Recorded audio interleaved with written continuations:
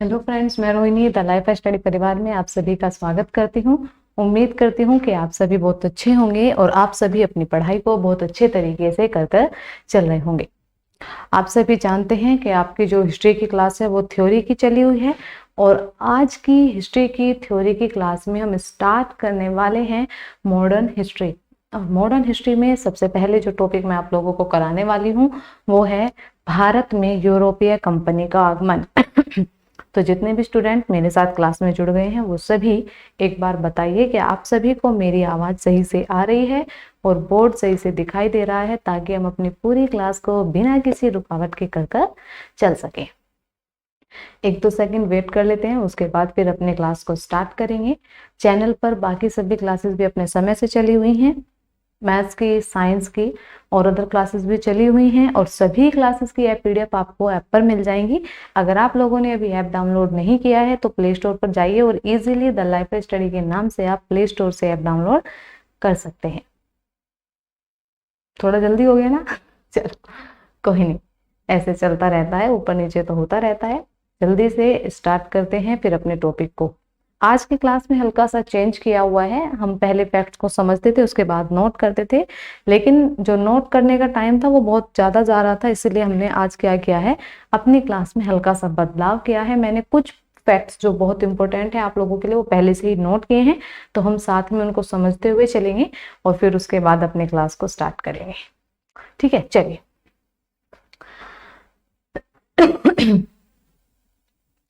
चलिए स्टार्ट करते हैं अपनी क्लास को।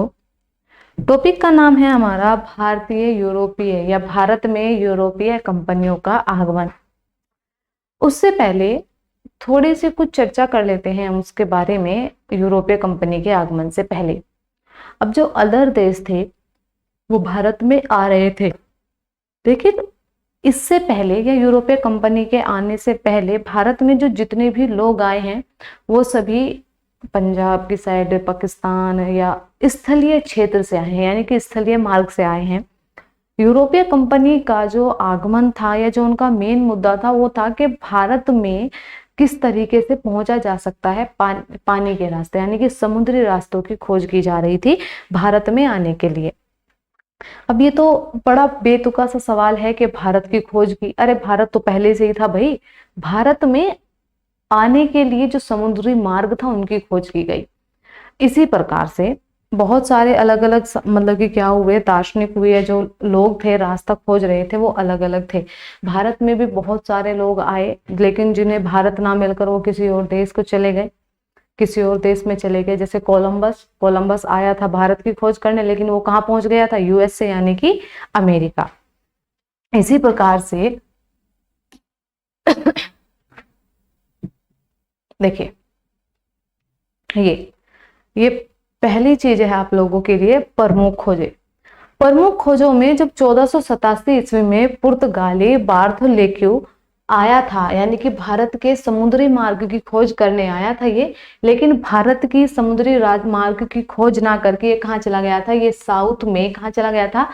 कैप होप, गॉड होप नामक चला गया था। कहां पर चला गया था? इस नामक एक गुड होप पर चला गया था। ठीक है,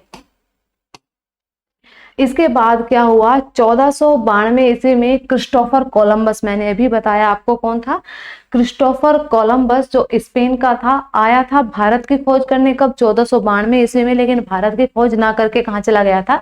यूएसए यानी कि अमेरिका। अमेरिका कहाँ चला गया था? ये अमेरिका चला गया था। इसी के बाद तीसरे नंबर पर 17 मई 1498 ईस्वी को वास्को डी गामा, जो कौन था? एक पुर्तगाली यात्री था, यानी कि पुर्तगाल से आया था ये भी। और वास्को डी गामा ने ही क्या किया था? भारत के समुद्र की मार्ग की खोज की थी, यानी कि भारत में आने के लिए जो समुद्र का मार्ग था उसकी खोज किसने की थी? वास्को डी गामा ने की थी। डेट बहुत इंपॉर्टेंट है आप लोगों के लिए, 17 मई 1498, 17 मई 1498। ठीक है, कब की थी वास्को डी गामा ने? और ये भारत के समुद्री मार्ग की खोज की थी। वास्को डी गामा जब भारत में आया था तो ये कालीकट में आया था। दक्षिण छोर का जो कालीकट है वहां पर आया था। और इसी वास्को डिगामा का भारत में सर्वप्रथम आने पर जब ये कालीकट में आया था तो इसका स्वागत किसने किया था? इसका स्वागत किया था हिंदू राजा जुम्मेरिन ने। किसने किया था? हिंदू राजा जुम्मेरिन ने। जुम्मेरिन के शासनकाल में जब ये भारत आया था, कौन? Vasco da Gama. तो वास्को डिगामा काफी समय तक भारत रहा, और जब ये भारत में रहा, जब यहाँ से ये वापस जाने लगा तो इसको राजा जुम्मेरिन ने, या ये भारत से क्या लेकर गया था? काली मिर्च लेकर गया था। काली मिर्च लेकर गया था। और जब ये पुर्तगाल पहुंचा तो इसे उसी काली मिर्च को बेचने पर लगभग 60 गुना मुनाफा हुआ था। कितना? 60 गुना मुनाफा हुआ था। अब इसी मुनाफे के चक्कर में क्या हुआ था? भारत में नई नई कंपनियां आनी प्रारंभ हुई थी। क्योंकि मान लो आप 1 रुपया लगाकर उसे 60 गुना क्या कमा रहे हो? मुनाफा कमा रहे हो, तो आप पागल तो हो नहीं, वापस करोगे। इसी प्रकार या इसी कारण से वास्को डिगामा भारत में 3 बार आया था। पहली बार 1498 ईस्वी में आया था, दूसरी बार 1502 में आया था, और तीसरी बार जब 1524 ईस्वी में वास्को डिगामा भारत आया था तो ये पुर्तगाल का क्या बन के आया था? वायसराय के रूप में भारत आया था।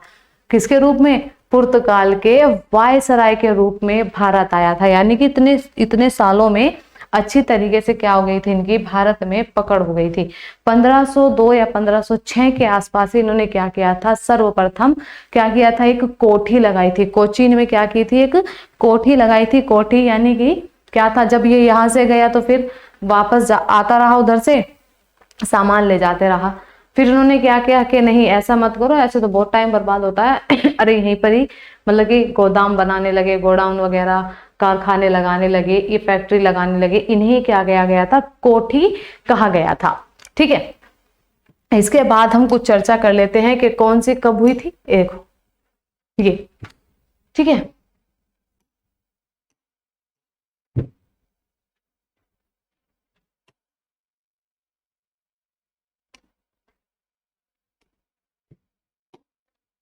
आधुनिक भारत का जो यूरोपीय कंपनी का जो आगमन था, सबसे पहले पुर्तगाली आए, वो भी देखा हमने 1498 ईस्वी में आ गया था पुर्तगाली ने। और जो अपना कारखाना था वो पुर्तगाल कब आए थे? 1498 ईस्वी में आए थे।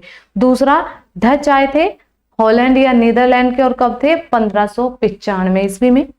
तीसरे जो अंग्रेज थे ये ब्रिटेन से आए थे, कब आए थे? 1600 ईस्वी में आए थे। चौथे नंबर पर डेनमार्क, और ये 1616 ईस्वी में आए थे। उसके बाद लास्ट में स्वीडिश आए थे, जो कहां से आए थे? स्वीडन से, और ये कब आए थे? 1664 ईस्वी में आए थे। ये 5 के 5 जो आपके कर्मानुसार लिखे गए हैं, ये भारत में जो अलग अलग प्रकार के जो लोग आए हैं, भारत में बहुत सारे लोग आए थे। कहने को सब अंग्रेज थे, लेकिन वो सभी अलग अलग थे। जैसे पुर्तगाली थे, डच थे, अंग्रेज, डेनिस, और ये कौन थे? स्वीडिश थे। तो इन सभी के आने का कालक्रम भी सबका अपना अलग अलग था। उसी कालक्रम के अनुसार इन सभी को लिखा गया है। पुर्तगाली 1498 ईस्वी में आए थे। डच जो हॉलैंड या नीदरलैंड से आए थे, कब आए थे? 1495 ईस्वी में। अंग्रेज ब्रिटेन 1600 ईस्वी में। डेनिस डेनमार्क 1616 ईस्वी में आए थे। और स्वीडिश स्वीडन से आए थे 1664 ईस्वी में। ठीक है भाई।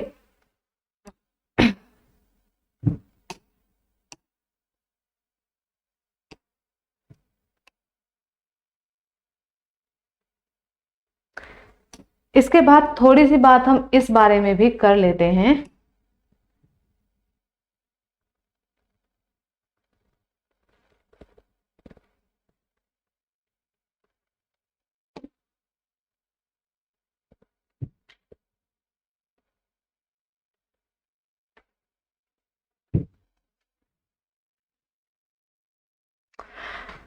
डच अंग्रेजों से पहले भारत आए थे, परंतु पहली फैक्ट्री अंग्रेजों ने लगाई थी। देखो, पहले नंबर पर कौन आए थे? पुर्तगाली। दूसरे नंबर पर कौन आए थे? डच। और तीसरे नंबर पर कौन आए थे? अंग्रेज आए थे। तो वही बात नोट करके लिखी है कि डच अंग्रेजों से पहले भारत आए थे, लेकिन भारत में जो पहली फैक्ट्री थी वो किसने लगाई थी? अंग्रेजों ने लगाई थी। भारत में फैक्ट्री लगाने का कालक्रम था। पुर्तगाली कब आए थे? 1498 ईस्वी में पहली बार आए थे, लेकिन उन्होंने पहली फैक्ट्री 1503 ईस्वी में कहां पर लगाई थी? कोचीन में लगाई थी। और इसे ही क्या कहा गया था? इसी को प्रथम कोठी कहा जाता है। क्या कहा जाता है? प्रथम कोठी। ठीक है, उसके बाद डच आए थे दूसरे नंबर पर। डच कब आए थे? इन्होंने 1605 ईस्वी में मछलीपट्टनम में लगाई थी। अंग्रेजों ने 1608 ईस्वी में सूरत में लगाई थी। डेनमार्क ने, या जो डेनिश थे, इन्होंने 1620 ईस्वी में तंजौर में लगाई थी। और फ्रांसीसियों ने 1668 ईस्वी में कहां पर लगाई थी? सूरत में लगाई थी। ये सभी इनका कालक्रम है कि कौन सी फैक्ट्री कब लगाई थी, उन्होंने कहां पर लगाई थी इस साथ में। ठीक है, पुर्तगाली ने कब लगाई थी? 1503 में कोचीन में लगाई थी। और इसी को क्या कहा गया था? प्रथम कोठी भी कहा गया था। ठीक है, और इन्होंने ही, किन्होंने, पुर्तगालियों ने ही 1505 ईस्वी में अपनी दूसरी, कौन सी, जो अपनी 1505 ईस्वी में, तो 1503 में लगाई इन्होंने, और दूसरी 1505 में लगाई थी इन्होंने। कहां पर? कैन्नूर में। दूसरी कोठी कैन्नूर में स्थित की थी इन्होंने। कौन सी? दूसरी कोठी। दूसरी कोठी कहां पर स्थित की थी? कन्नूर में स्थित की थी। जल्दी तक यहां से नोट कीजिए, फिर आगे कर सकते हैं।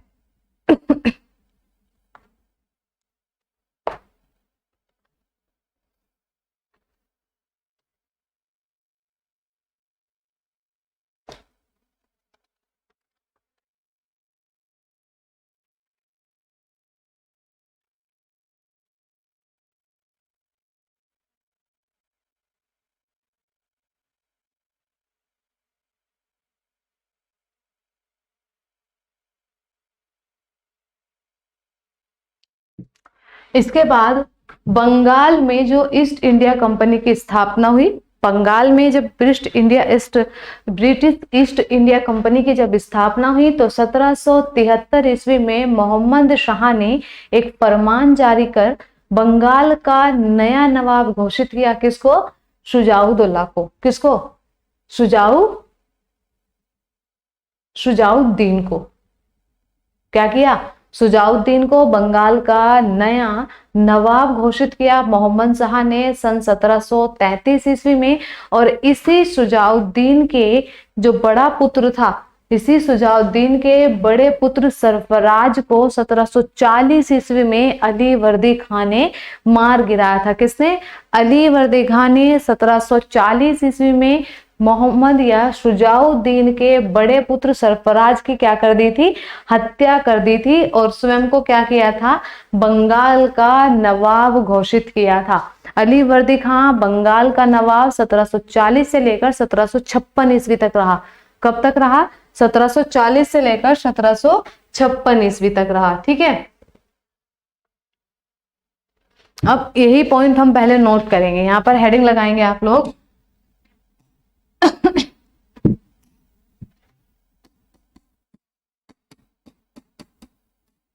बंगाल में ईस्ट इंडिया कंपनी की स्थापना। ब्रिटिश ईस्ट इंडिया कंपनी की स्थापना, इसमें पहला पॉइंट लिखें कि सन 1733 ईस्वी में मोहम्मद शाह ने एक फरमान जारी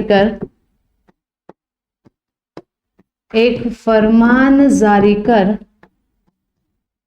क्या किया? सन 1733 ईस्वी में मोहम्मद शाह ने एक फरमान जारी कर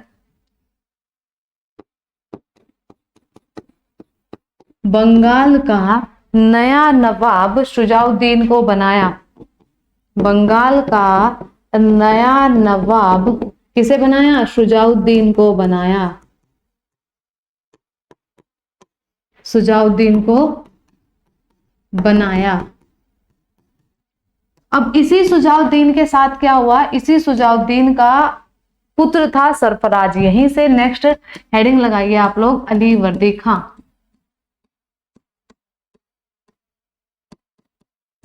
अली वर्दी खां का जो शासनकाल है वो 1740 से लेकर 1756 ईस्वी तक रहेगा।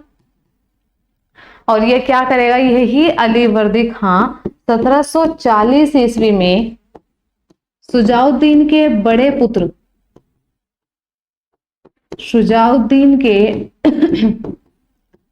बड़े पुत्र सरफराज की हत्या कर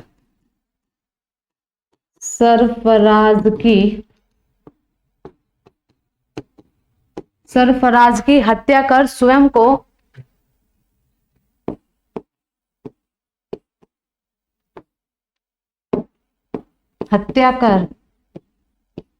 को बंगाल का नवाब घोषित करेगा, बंगाल का नवाब घोषित करता है।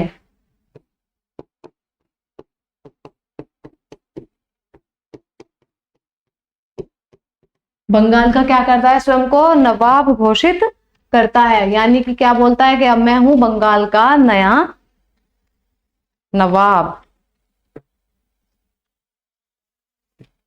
ठीक है। इसी अलीवर्दी खां के साथ 1740 से लेकर 1740 और 41 के बीच से लेकर 1751 ईस्वी तक मराठाओं के मध्य क्या रहता है, इन दोनों के मध्य संघर्ष रहता है। अलीवर्दी खां का मराठाओं के साथ संघर्ष करने का या जो इनके मध्य लड़ाई का मेन मुद्दा था ओडिशा पर, जो वर्तमान में आप उड़ीसा के नाम से जानते हो, ओडिशा पर अधिकार करना। ओडिशा पर क्या करना था, इनको अधिकार करना था। 1751 के मध्य भी जो इनके मध्य में जो संघर्ष चल रहा था मराठाओं के और अलीवर्दी खां के, 1751 ईस्वी में जाकर भी इन दोनों के मध्य क्या होती है, संधि होती है। और उस संधि में मराठाओं की तरफ से रघुनाथ जी भोसले, कौन, रघुनाथ जी भोसले सिग्नेचर करते हैं, और इधर की साइड से कौन, अलीवर्दी खां। हो गया भाई, यहां तक, आगे चले, चलो।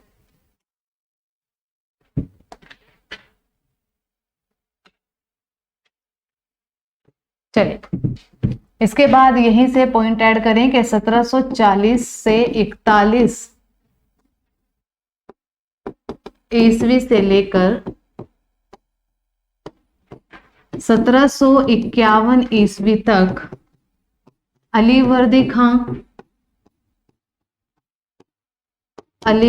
खां व मराठाओं के मध्य संघर्ष रहा, व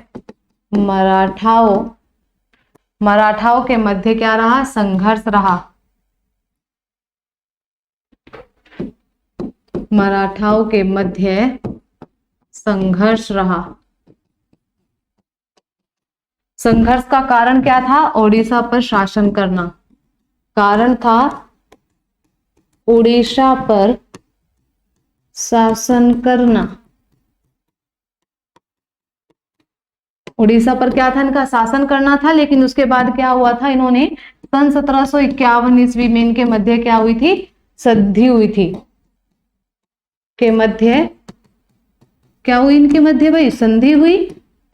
और संधि किस किस के मध्य हुई थी, अलीवर्दी खां के और रघुजी भोसले के मध्य। किन किन के मध्य, अलीवर्दी खां और रघुजी के मध्य। तो यहीं पर ऐड कर लेते हैं, संधि हुई थी।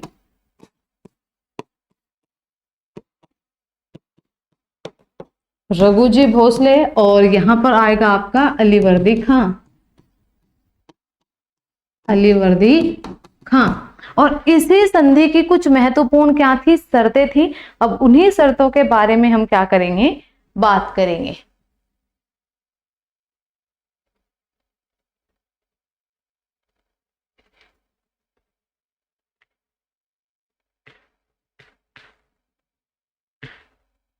हो गया, चलिए यहीं पर हेडिंग डाल के लिखिए कि संधि की शर्तें।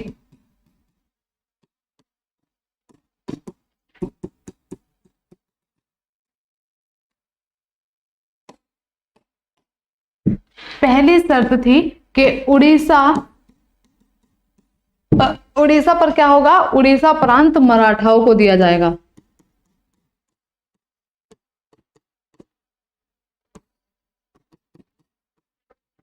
मराठाओं को दे दिया।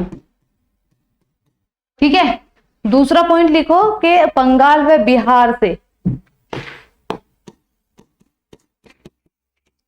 बंगाल व बिहार से 12 लाख रुपए का वार्षिक सालाना, वार्षिक चौथ कर लिया जाएगा, कर ले रहे थे किससे, बंगाल और बिहार से, क्योंकि किसके अधीन थे ये दोनों किसके अधीन थे उस समय, अलीवर्दी खां के। उसके बाद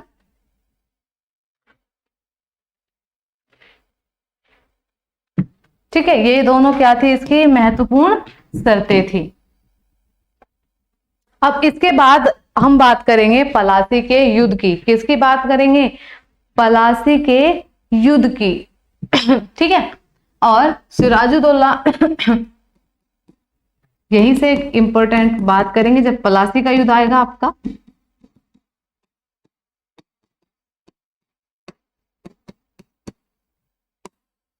पलासी का युद्ध किस किस के मध्य हुआ था, पलासी का युद्ध हुआ था आपका रॉबर्ट क्लाइव और किस किस के मध्य हुआ था, सिराजुद्दौला के। रॉबर्ट क्लाइव और सिराजुद्दौला के हुआ था पलासी का युद्ध। सिराजुद्दौला कौन था, सिराजुद्दौला अली वर्दी खां का नाती था। किसका नाती था, अली वर्दी खां का नाती था। और जो आपका पलासी का युद्ध है ये 1757 ईस्वी में हुआ था। कब हुआ था, 1757 ईस्वी में हुआ था। 1757 ईस्वी में हुआ था। और किस किस के मध्य हुआ था, ये मध्य हुआ था आपका रॉबर्ट क्लाइव व सिराजुद्दौला।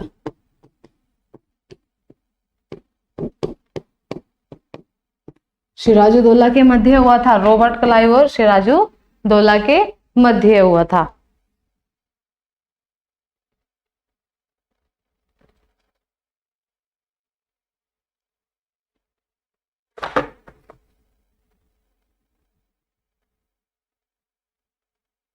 ठीक है, अब इस युद्ध से पहले कुछ 2-4 फैक्ट हैं, पहले वो बात कर लेते हैं। तो हेडिंग लगाइए पलासी के युद्ध से पूर्व के महत्वपूर्ण बिंदु।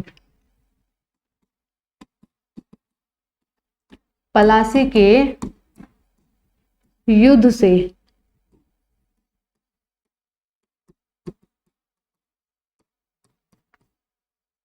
पूर्व कुछ बिंदु हो गया।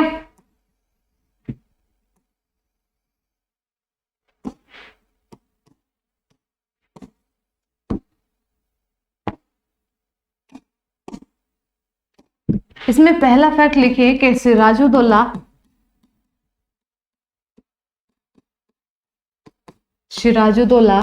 अली वर्दी खां का नाती था। अली वर्दी खां का नाती था। ठीक है, दूसरा फैक्ट है कि सिराजुद्दौला ने पलासी के युद्ध से पहले, सिराजुद्दौला ने पलासी के युद्ध से पहले,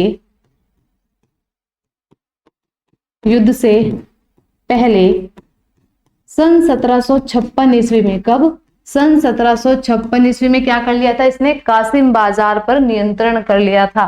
1756 ईस्वी में कासिम बाजार पर अधिकार कर लिया था। कासिम बाजार पर अधिकार कर लिया।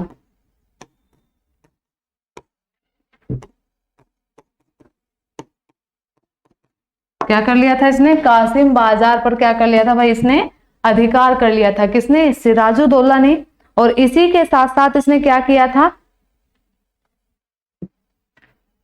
तीसरा फैक्ट और बहुत इंपॉर्टेंट है, सिराज ने यानी कि सिराजुद्दौला ने कलकत्ता पर आक्रमण कर, कलकत्ता पर आक्रमण कर पर अधिकार किया तथा इसका नाम बदलकर अली नगर रखा, तथा इसका नाम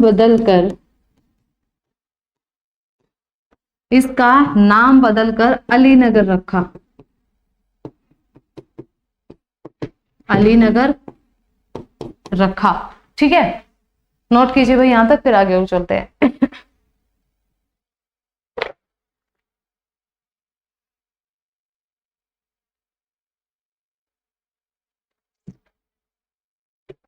चलिए, उम्मीद करती हूँ कि भाई आपको आज की क्लास के सभी फैक्ट अच्छे से समझ में आए होंगे।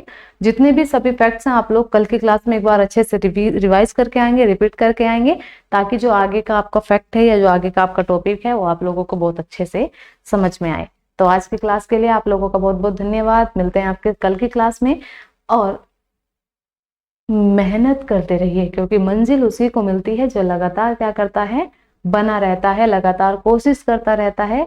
तो आप लोग भी लगातार कोशिश करते रहिए, ठीक है। चलिए bye, take care, love you all, bye bye.